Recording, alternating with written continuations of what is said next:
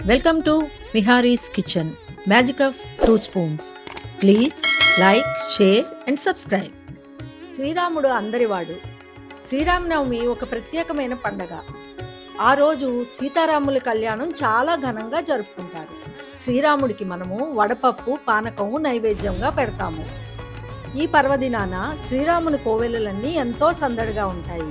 తాటాకు పందిళ్ళు, బాజా భజంత్రీలు, శ్రీరాముల వారి కళ్యాణము, వడపప్పు, పానకము, ఇక సందడే సందడి. జై శ్రీరామ్. వడపప్పు పానకం ఎలా చేయాలో చూద్దాం.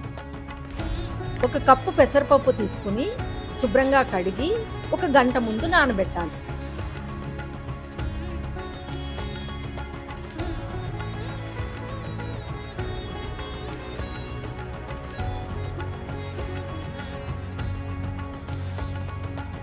పానకం చేయడానికి బెల్లం, మిరియాల పొడి, యాలకుల పొడి తీసుకోవాలి.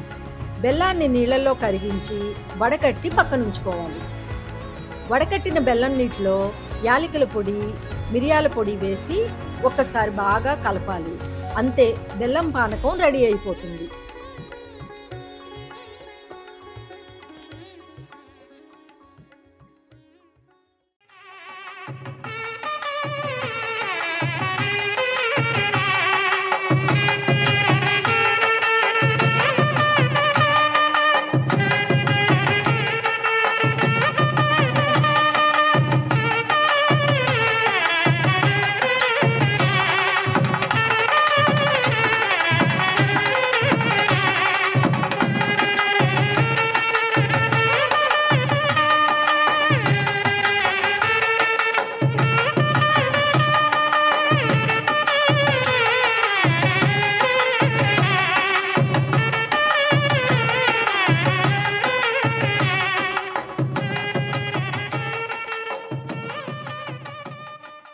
మీ అందరకు శ్రీరామనవమి శుభాకాంక్షలు.